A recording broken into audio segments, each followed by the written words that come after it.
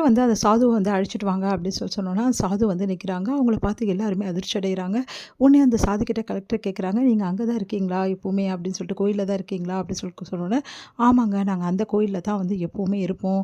24 மணி நேரம் அங்க தான் இருப்போம். யார் வருவாங்க, யார் போறாங்க எனக்கு நல்லாவே தெரியும்." அப்படின்னு சொல்லிட்டு சொல்றாங்க. அத கேட்டுட்டு வந்து, "சரிங்க, இந்த பொண்ணு வந்து அங்க வந்தாளா?"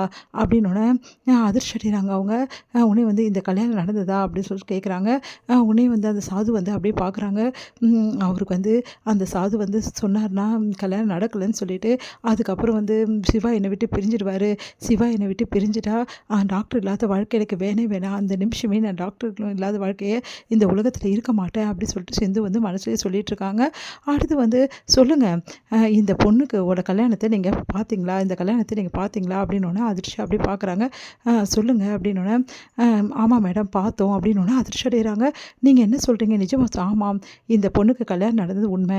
இந்த பொண்ணு கழுத்துல தாலி ஏறுனது உண்மை மேடம்." அப்படி சொல்லிட்டு சொல்றாங்க. அத கேட்டு அதிர்ச்சி அடைகிறாங்க. என்ன என்ன இது? எப்படி நீங்க இப்படிலாம் சொல்லலாம்? அப்படிலாம் ஒண்ணு நடக்கவே நடக்கல. எப்படி நீங்க சொல்ல முடியும் உங்களுக்கு?" சிவா வந்து கேட்குறாரு. "நாங்க சொல்ல வேண்டியத சொல்லிட்டோம். நாங்க வரோம்." அப்படின்னு சொல்லிட்டு கிளம்புறாங்க. அத பார்த்து எல்லாம் அதிர்ச்சி அடைகிறாங்க. என்ன இது? இப்படி சொல்றாங்க அந்த சாது. ஒண்ணும் புரியலையே அப்படி சொல்லிட்டு ஒண்ணும் புரியாம எல்லாருமே வந்து குழம்பி போறாங்க. இங்க வந்து இங்க பார்த்தீங்கல்ல, நீங்க வந்து வர வச்ச சாட்சியும் சொல்லியாச்சு. இதுக்கப்புறம் உங்களுக்கு எல்லாருக்கும் புரியுதுல்ல, சிந்து எந்த தப்புமே பண்ணலன்னு. அப்படின்னோனே எல்லாம் அதிர்ச்சி அடைகிறாங்க. என்னடா இது, கலெக்டர் முன்னாடி வந்து சிந்து வந்து பொய்யானவன்னு சொல்லிட்டு நிரூபணமாகும். கலெக்டரே வந்து சிந்து வந்து அவ்வளோ கேள்வி கேட்பாங்கன்னு நினச்சா இந்த மாரி ஆயிடுச்சே அப்படின்னு சொல்லிட்டு அக்கா வந்து அதிர்ச்சியா பார்த்துட்ருக்காங்க. எல்லாருமே அதிர்ச்சி அடைகிறாங்க. "மேடம், இல்ல மேடம், அந்த சாது அதுதான் சொல்லிட்டாரேம்மா, இந்த பொண்ணுக்கு கல்யாணம் நடந்துருச்சுன்னு.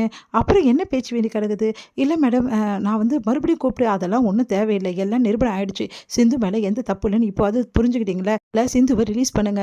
இது என்னோட ஆர்டர்." அப்படி சொன்னோனே அதிர்ச்சி அடைகிறாங்க. "Okay madam." அப்படின்னு சொல்லிட்டு ரிலீஸ் பண்றாங்க சிந்துவ. சிந்து வந்து ரொம்ப வந்து அப்படியே உடைஞ்சு போயிருக்காங்க. தாங்கவே முடியல அவங்களால. அப்படியே வந்து தூக்கி தாங்கி பிடிக்கிறாங்க நம்ம பைரவி. "இதுக்கு எல்லாத்துக்கும் நீங்க பதில் சொல்லி தான் ஆவணும்." அப்படி சொல்லிட்டு ரேகாவ பைரவி சொல்லிட்டு போறாங்க.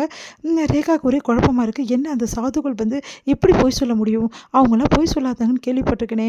ஒண்ணும் புரியலையே அப்படி சொல்லிட்டு யோசிச்சுட்டு இருக்கும்போது, என்ன இப்படி வந்து அவங்க சொல்லிட்டாங்க அப்படின்னு சொல்லிட்டு அந்த கோயில் குருக்கள் கிட்ட கேட்குறாங்க.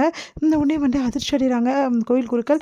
என்ன அந்த சாது இப்படி சொல்லிட்டாங்கன்னு சொல்லிட்டு ஓடி போயிட்டு அந்த குருக்கள் வந்து கேட்குறாரு, "என்ன சாது இப்படி பொய் சொல்லிட்டீங்க? நான் என்னப்பா பொய் சொன்னேன்? இல்ல அந்த பொண்ணுக்கு வந்து கல்யாணம் அங்க நடக்கலல்ல, அந்த கல்யாணம் நடக்கலல்ல சிவாக்கும் அந்த பொண்ணுக்கும். அப்ப எப்படி நீங்க இப்படி சொல்வீங்க?" அப்படின்னு. "என்னப்பா நீ என்கிட்ட என்ன கேள்வி கேட்டாங்க? அந்த பொண்ணுக்கு தாலி ஏறிச்சா? கல்யாணம் நடந்துச்சான்னு கேட்டாங்க.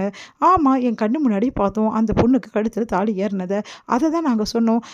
இல்லங்க, சிவாக்கும் அந்த பொண்ணுக்கும் அப்படி அந்த அந்த கேள்வி என்கிட்ட கேட்கலையே." அப்படி சொல்லிட்டு அவங்க போறாரு. அத கேட்டு அதிர்ச்சி அடைகிறார் குருக்கள். ஐயோ! இப்படி நடந்துருச்சேன்னு சொல்லிட்டு இங்க வந்து என்ன பண்றாங்க, எல்லாரும் ஒரே டென்ஷனா இருக்காங்க. சிவா வந்து கேள்வி கேட்குறாங்க. பைரவி, இதெல்லாம் பார்த்துட்டு நீங்க இப்படி பண்றீங்களே, இதெல்லாம் நியாயமா?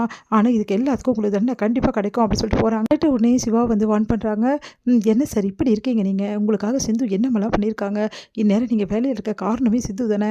உங்க ஒய்ஃபை இப்படி கஷ்டப்படுத்தி பார்க்குறீங்களே, இதுதான் நியாயமா? இனிமேட்டாவது உங்க ஒய்ஃப் கூட சேர்ந்து சந்தோஷமா வாழ பாருங்க அப்படி சொல்லிட்டு போறாங்க. அத கேட்டு சிவா என்ன பண்ண தெரியாம அப்படியே முழிக்கிறாரு. உடனே வந்து, "ச்சே, இப்படி ஆயிடுச்சே, இவ்வளோ தூரம் அவள வந்து விசாரிச்சு கூட எந்த பிரயோஜனமும் இல்லாம ஆயிடுச்சே."